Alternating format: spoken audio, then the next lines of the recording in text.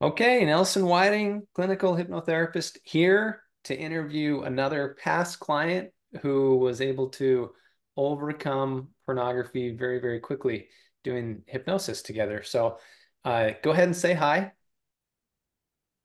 Hi, thanks for having me. All right. Yep. So we know you're here now. So just to dive right into this, um, everyone wants to know if the results that I claim that people can get are real. So you only came in for one session, right? For one hypnosis session on the pornography issue, correct? Correct. And this was, what was it, like 8 or 9 months ago, would you say? Yeah, it was end of July of last year, I believe. Yeah. So 7, 8 months, 7 or 8 months. Yeah. Okay. Yeah. So it's been a little while and might have to jog your memory on how that first session went. But before we get into the actual hypnosis story and what it was like you fixing it, give us a little bit of background. When were you first exposed to pornography? How were you exposed? What was that like for you in the beginning? Yeah. Yeah. So I was younger. I was about 9 years old. I had first seen pornography in some magazines that some siblings of mine had. And then I was kind of curious. This was around when the internet was first starting to come out. And we had a computer in our house. And I had looked up some things there at my house. And I looked up some things at a friend's house. And it was just initially that I feel like that normal curiosity of trying to figure out what is this stuff out there.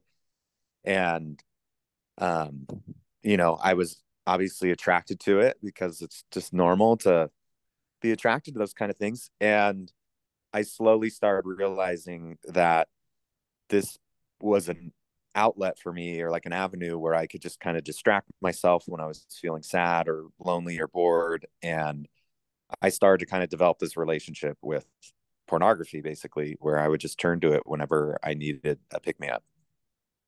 Yeah. And when did you first start realizing maybe that was a problem?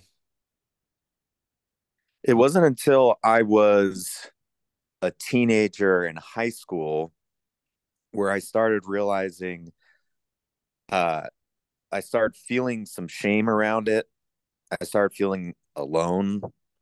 I started feeling like there's something wrong with me. Why do I keep doing this more and more frequently? And yeah, that 14, 15-year old age range, I started definitely feeling something was off and it wasn't as unique or exciting as it had been before. And I could kind of start feeling that decline as far as like the overall level of satisfaction or like the high that I'd get from turning to porn. Yeah. What did you notice that it was causing in your life? Like internally, you were feeling the shame and stuff, but what did you notice that maybe your world was turning into? I noticed that I was becoming like two separate people. I was on the outside, this happy, carefree person who had a lot of passions and desires, but I also could sense something was off, like in my relationships. Like I didn't feel like I could really connect with people. Like I felt like people liked being around me and I was popular and people enjoyed being around me because I'd kind of cracked the code as far as how you treat people. Like if you treat them nice and if you ask them questions about themselves, they'll like you. And I kind of got that made me happy knowing like, oh, I've got all these people that like me, but I didn't really feel a connection that I saw other people have, like with their parents or siblings. I just didn't have that. And I thought that was kind of strange. And so I had this little secret life and then this quote unquote normal life that didn't really feel normal. Right. Right. And then, so you're a member of the Church of Jesus Christ of Latter-day Saints, right? Correct. And did you end up serving a mission? Yes, I did. When I was 19, I served a mission in Argentina. Did you feel like you were able to basically control it during that time, or did you struggle also on your mission? I went for like 9 months before doing some kind of acting out. And I remember feeling a lot of shame and guilt. And I remember approaching like my mission president and saying, "Hey, this is what I did." And he kind of reassured me, and it was surprising, but he reassured me saying like, "You're not the only one. You know, like lots of people struggle with this." But in my mind, as like a 19-year-old, I thought, "Oh my gosh, if my bishop or if my mission president finds out about this, I'm going to have to go home," you know. But I went 9 or 10 months before anything. And then for the last year of the mission, it was every few months something would kind of pop up or happen. And in Argentina too, there's tons of porn all over. And so it wasn't really hard to like see stuff on the street as you're walking around and things like that. Yeah, yeah, sure. So you get back off your mission, and how long did it take before you dove back into it? Oh, it was pretty quick. And I felt super sad about that because I thought a mission would kind of cure me and fix me. And that took maybe a couple months before I started diving headlong in it and kind of catching up on everything I had quote unquote missed from the 2 years of being out. Yeah. And then when you started dating again, what was it like to have that in the back of your mind as you're dating, and when you ended up finding your wife and maybe that conversation, did you have that with her? Like, what was this like? Yeah, if there's one thing that I regret, I mean, I understand why I didn't have that conversation with her. I was terrified of people rejecting me or finding out about it and not wanting to be with me because I had this problem. Like I didn't know it was an addiction at the time. It was just this thing that I'd go to that I didn't really like about myself. And so I never brought it up. And we dated a short amount of time. And I feel like that underlying feeling of like that lustful feeling of just like trying to find that thing that could like fill that void for me, she kind of became that object of my affection in some ways where it was like, oh, this is a real person. And it did lead to premarital sex, and we were sexually engaged before we got married. And I think that felt really out of control for me.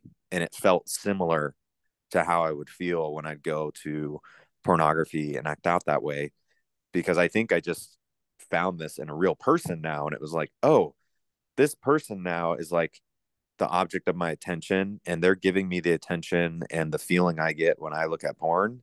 And this is awesome. Like maybe this is what people mean when they say, you know, you get married and then everything goes away. Like that's what I had been told, right? Like, oh, you get married and then you won't even have a problem with looking at porn or whatever. Was that the case? For probably 6 months it was the case, and then I ended up finding my way, you know, little by little, like soft core stuff I'd kind of find through different ways. And it wouldn't technically count as porn in my mind because it wasn't like the stuff I was doing before, but I found a way to get back to it eventually. Yeah, yeah, and that's one of the misconceptions that I hear a lot of people say, "Oh, my therapist told me if I just get married, we're good to go." Or like the bishop's like, "Man, you're having struggles. You got to go get married like quick. You just got to have that a way to release the Right. sexual tension, right?" Like, yeah, but there's a little more there. So, you were exposed at that young age, and how old are you now? Right now I'm 33. 33. So you were doing this with this for like 15, 20 years. Yeah, let's see. 20, probably 23 years. Yeah. Yeah. Okay. That's a long time to be stuck in a porn problem. So, what had you tried to fix this? Oh, I had done everything. I had The first thing I tried was therapy, and therapy helped a little bit. I wasn't totally honest with my therapist though, so there was still that kind of trapped guilt and shame that I feel like is a really big driver of stuff. Mm. So it helped a tiny bit as far as just maybe humanizing a little bit more the fact that like just kind of the biological nature of some of the aspects of porn and just kind of how widespread it is. validated a few things there. So it helped me a little bit. And then I started getting involved in 12-step programs, ones that were sponsored by the Church of Jesus Christ of Latter-day Saints. And again, it kind of opened up another avenue of like, oh, here's all these people that have different addictions, and some of them have porn addictions and different sexual addictions. And okay, I could kind of relate to them. And it, again, it helped alleviate some of that fear and that shame that was there, but it didn't fix it. Like I still had this strong urge, this like uncontrollable pit that like I kept trying to fill up. And so then I did some more therapy. I did a couple programs, like paid programs, where it's like a bunch of guys and you're focused on kind of the underlying behaviors around your porn use and how to fix that, how to curb that. And um, then I started getting involved in non um, church sponsored 12-step programs. So groups like Sexaholics Anonymous, and I kind of open up to people close to me.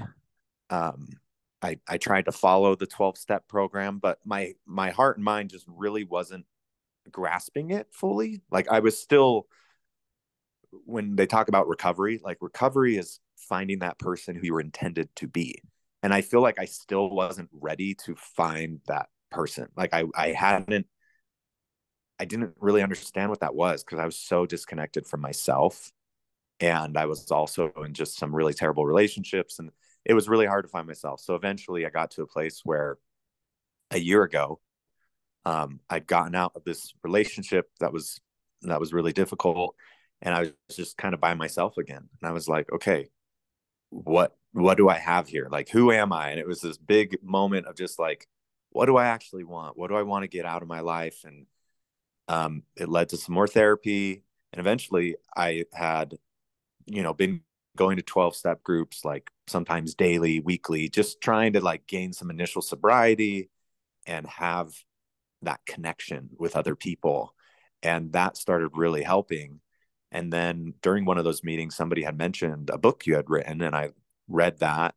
And then I reached out to you, and I was like, there could be something here. And so I tried hypnotherapy, and it's been like total game changer. Yeah. So let's back up to when you first were starting to maybe read some of the claims in the book that I was making about how easy this is to fix. After all that time that you had spent, all that money and the resources and the therapies, when you were hearing me claim that we can fix this in one or two or maybe three sessions, what was going through your mind? So, two things. One, I had done hypnotherapy before for anxiety and like some depression that I had, and I saw a huge benefit. Like 10 out of 10 moments would go down to like 2 out of 10 on like a scale of anxiety. So I saw big benefits there. But the second part was, it was kind of like, wait, but this is like a really big problem. Like this has been stuck for a long time. Like the anxiety stuff kind of popped up, I don't know, 10 years ago. But this has been here for 20 plus years. How is that going to get resolved? So there was a little bit of weariness, a little bit of doubt, a little bit of like, maybe it could kind of chip away a little bit, but not the whole thing. And so, but then again, I had that kind of impression. I was like, no, I think I need to do this. Like, there's a reason I need to do this, and I'd seen some success with the other hypnotherapy, so I thought, I'm gonna I'm gonna go in and try it out. Like, what can I lose?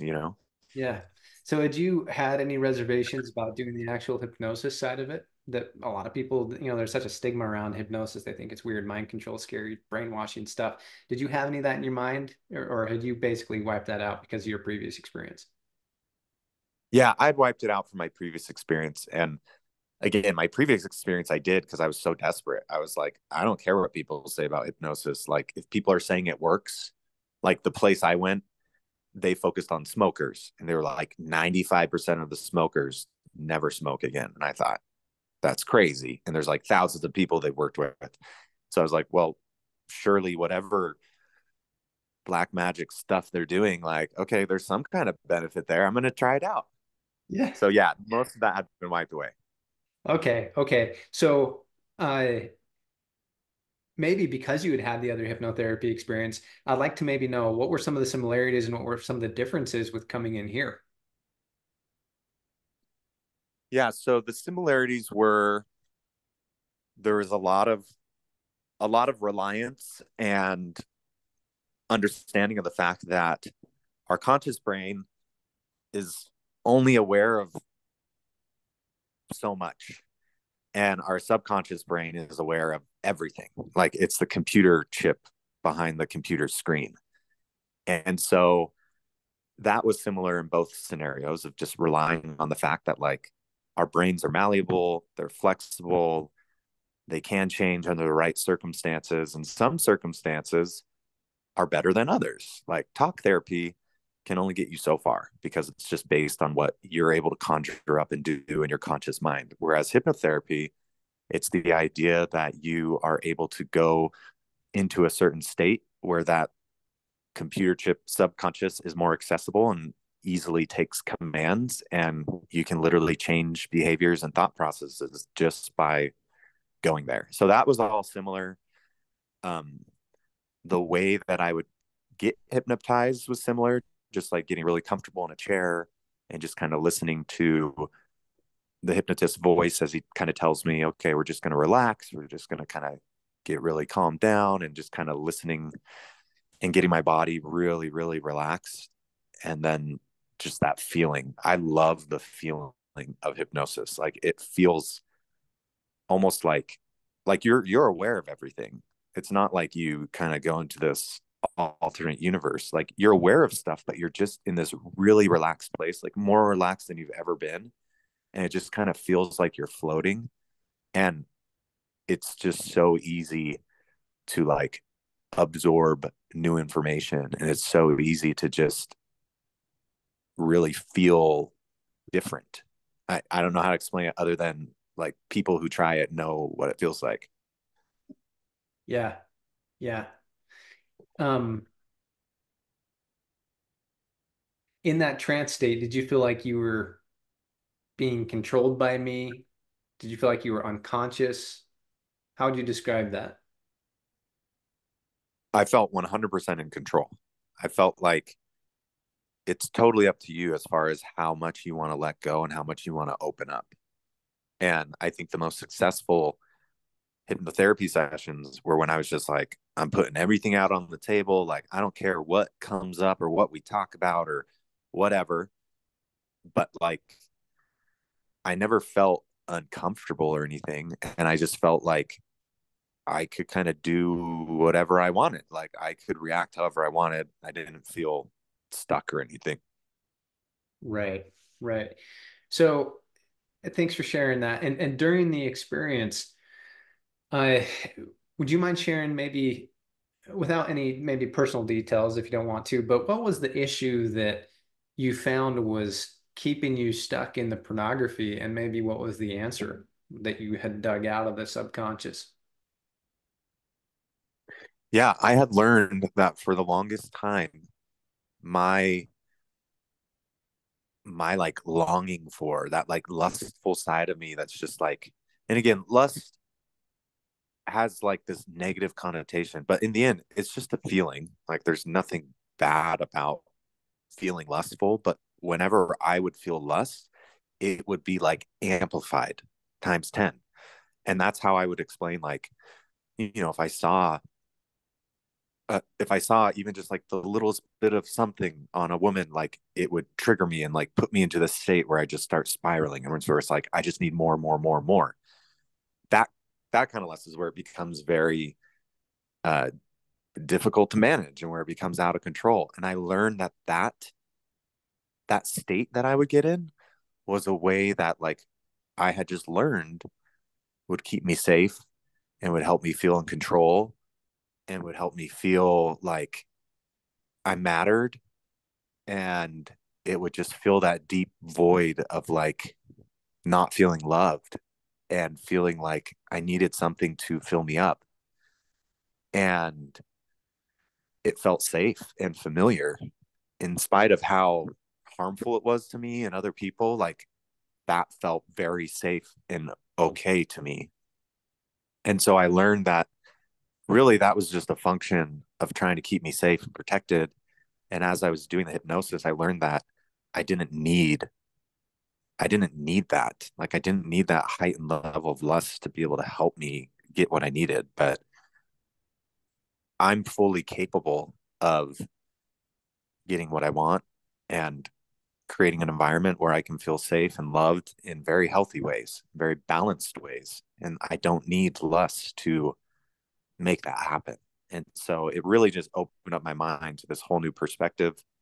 And it really helped me get in tune with myself and just love myself more and just realize that there's a lot I have to offer to the world. And I've really just kind of been limiting myself by thinking that this was the only way to get that. Yeah. Yeah. And I really love how you described that because hypnosis, people think it's so weird, but the neuroscience says that 95% of your waking day, you're already in this state. And the hypnotic state, the trance state, is a state of learning. I like to describe it as a state of learning above all other different descriptions that I've ever heard of hypnosis. It's the state of learning and conditioning on the deepest levels of your mind. Mm-hmm. And that's why we use hypnosis because I don't have to be an advisor or a counselor to you.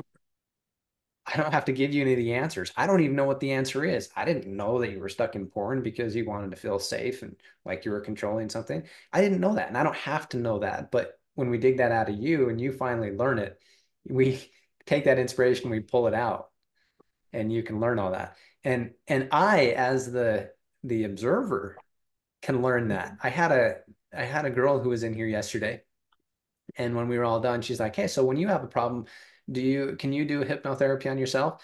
And I'm like, "Well, not really, not very well." And part of the reason for that is because when you hit the subconscious mind, the outer cortex, that conscious brain gets sedated, and it's hard to critically analyze and come up with the right questions that troubleshoot the problem, you know? And so Yeah. you kind of got to go in and out of the states. And so what I do is when I'm working with somebody like you, I've done almost 3,000 sessions now with people, and I'll put myself down into this trance state and open myself up to learning from you. And Cool. from you, and just like I was telling this girl, every time I do therapy with somebody, I'm learning, and I feel like it strengthens my ability and my psyche and my emotions and my spirituality as well, because it's just a state of learning. That if you can calm your mind into this state, hey, I'm open, just feed me, I'm going to receive. Any blocks that come up, we just want to wipe those out, come to the truth, and the truth will make you free. That's all it is, right? But it has to happen on a level that's actually going to change things, because you might know Right. if a therapist were guessing and they guessed right that, hey, you have a safety problem, you have a control issue, you might consciously be like, oh, yeah, that's logical, but it might not fix the problem because you're not in Exactly. Yeah. microchip fixing the microchip, right? Yeah. That's the biggest thing. That's the biggest thing is like you are so, or I should say, you can be very teachable in that state more than you could be any other time or in any other situation. And it is true. Like I'm just getting prompts and questions, and my mind is kind of coming up with the answers. But that feels very empowering to feel like this is coming from me. It makes it harder to kind of deny. Right, right, exactly. Because I didn't have to give you any of the answers. So after maybe like very soon after, like in the days or uh weeks after the session, how did you start to think and feel differently? What were you noticing? I was noticing that that desire to go chase after porn was dramatically less. Like, and that was the part where I was like trying not to get in my head about it because I was like, okay, is this real? Did this really happen? Is this really working? And I could tell my brain was trying to like do everything possible to try and like tell me, no, no, this is too good to be true. So I was in my head for a little bit, maybe like a week or two after, but there was enough experiences that started building up where I was like, wow, I could have easily gone to porn right there and I didn't. And the feeling of that didn't wasn't like a white knuckle, I'm going to be really good and not do this. It was like I literally had no desire to do it.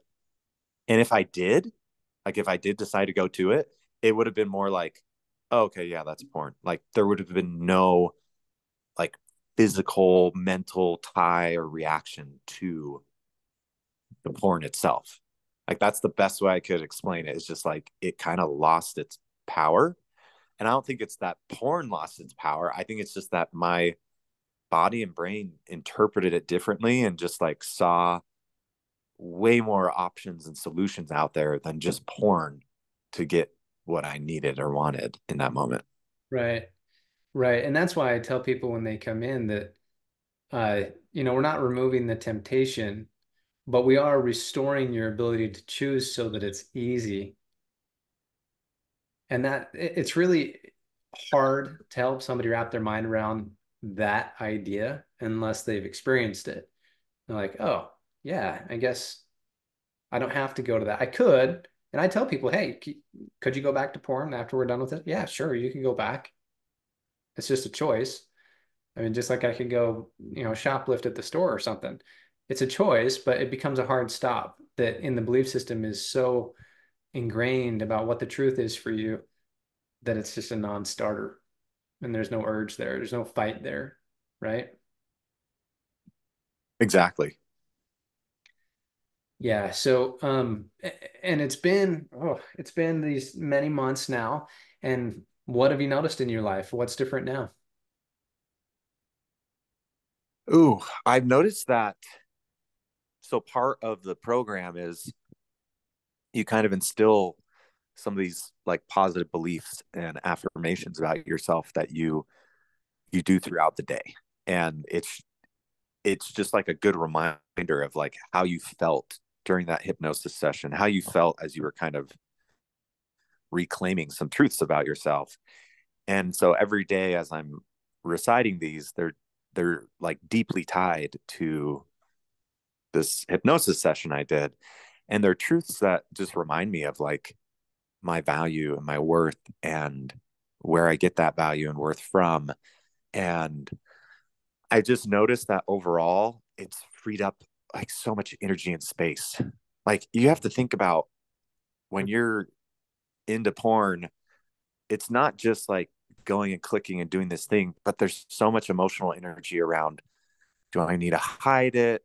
Do I need to act differently around certain people so that they don't think I'm looking at it? Do I need to stress and fumble over the fact that, oh my gosh, I did this again. I'm such a bad person. And like, there's tons of emotional energy going to this every day. For at least for me, that's how it felt. And it would inevitably creep up. And that's one thing that I've just found. It's like so liberating and freeing. And it just feels like this huge weight has just been lifted. I'm like, I don't have to deal with that. And when I do feel like I'm getting in that, like back into that mindset, it's like very subtle. But even then, I'm just like, nope, like this is my new life. And I like this new life. I like how this is going. And yeah, just more positive, more optimistic, more hopeful. I feel really empowered. I feel good about myself. I feel like my relationships are really great because I don't have to worry about this. Like I just feel empowered in all aspects of life, not just with the porn. Like it really has helped shape a really positive outlook on a lot of things. Awesome. And did I ever serve as an accountability partner for you? No, Did you feel like you needed an accountability partner? no, Good. And I want people, like it wasn't even a, yeah, it wasn't even a like, at least for me in my experience, I didn't feel like I needed an accountability partner because it was just like so through my 12-step programs, I had people I would like talk to during the day and stuff, but it wasn't about porn. It was about like, oh, I felt really triggered about this thing and I felt really angry or upset. Like it was just about emotions I was feeling that I was kind of feeling like I was getting out of balance. And like if I didn't talk to somebody about that, then I would feel like I I would just not be in a place that I wanted to be. So my accountability was not like, I'm feeling like I want to go watch porn. Help me. Let's talk. It was more like emotions and just parts of life that felt out of control that I just wanted to kind of engage with people and talk about. So it was different. Yeah. And it is obviously good to have people to talk to all the time that you can be open with. But the point of me saying you didn't need an accountability partner is I never serve as an accountability partner of someone. I actually had another therapist come and ask me, and they're like, "Oh man, you have so many clients. How do you possibly service all these clients?" Because Mm, don't you have to be like on call if they have an emotional breakdown? And I'm like, whoa. That is a huge job that I do not want to touch with a 100-foot pole. Being yeah, on call with my clients because it's just totally unrealistic. And that's why my job has to be to get your subconscious mind so stuck on the positive and the truth, the belief system that gets you out of the problem that your subconscious kind of serves as your own accountability partner. Oh, there's porn. Oh, you're angry. Like, oh, subconscious program kicks in and saves you from it. And you exactly. I don't have to treat you like some fine china when you leave the office and, oh, is he going to call me? Is he going to have problems? Is he going to have questions? And it just feels good for both me and my clients to know, like, I like you and we're friends and I'm glad that we fixed the problem, but you don't have to ever talk to me again if you don't want to. Yeah, yeah, it's pretty amazing that just that it's I like that point that your subconscious kind of becomes that accountability partner. It really does feel empowering in that sense. Yeah. So just wrapping up here, concluding, maybe last question here for you. What advice, maybe parting thoughts would you have for people who are listening about pornography or about opening up and talking to someone or about if they had a hesitancy or reluctance to come in and see me for hypnotherapy? What thoughts would you like to share with people? My first thought is nothing you've done has worked so far. Like if you're still in the space where you're still going to porn and you've tried and tried, like so much of our own thinking keeps us trapped. And no matter how much we're trying to do all the different things and trying to please all the different people, it still hasn't worked. So you kind of have to ask yourself the question, like, well, what will work? And I think at that point we start turning outwards and we start like in 12 steps they talk a lot about relying on your higher power. And I've heard it said that as long as your higher power isn't you, that counts. Like it could be God or something else, but it could be a hypnotherapist or it could be a therapist or it could be a 12-step group that you go talk with every week. And so at some point you start having to turn outward because the solutions you haven't really been able to create them inside. And so that's kind of my first point is just think about that.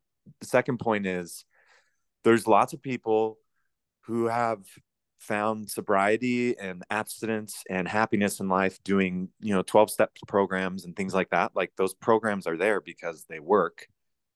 I kind of see hypnotherapy as like for me the 12 step programs helped, but I was still missing the critical part where my brain didn't fully click and believe everything. Like I was still struggling, even following the steps, and I was not finding the level of satisfaction that I wanted. And there was still a lot of white knuckling. Like I was like, I don't want to have to white knuckle the rest of my life. Like, and I don't want to have to wait years of doing 12 step programs to finally break that barrier of like, okay, now I'm free. So hypnotherapy for me was I had tried it before, it had worked. And I thought, why can't I do this for porn? Why can't I do this for this part of my brain and body that's feels out of control and out of balance more often than not? So I would just tell people to try it. Like there's nothing to lose. I mean, you're gonna spend money. It's like, where do you want to spend money? Do you want to spend it on divorce fees because your spouse is fed up with you? Do you want to spend it on um programs, min retreats, that kind of thing? Do you want to spend it on exercise and diet because you think that's going to solve it all? Like you can spend it so many places. And for me, this has been the most valuable use of my time, money, effort. And it's very low effort. Like it's literally you meet once or twice, and then you have your hypnosis therapy session once, maybe twice, or maybe like a check in later on or something. But like it doesn't require a lot, and it feels amazing. Like it's the coolest thing I've ever done. So that's my 2 cents and my advice. Awesome. Okay, well, thanks again. Really love, respect, and appreciate you for going through this process in the first place and then being willing to share your story. So thanks again. Yeah, no problem. Thanks. All right. Now, let me turn this off.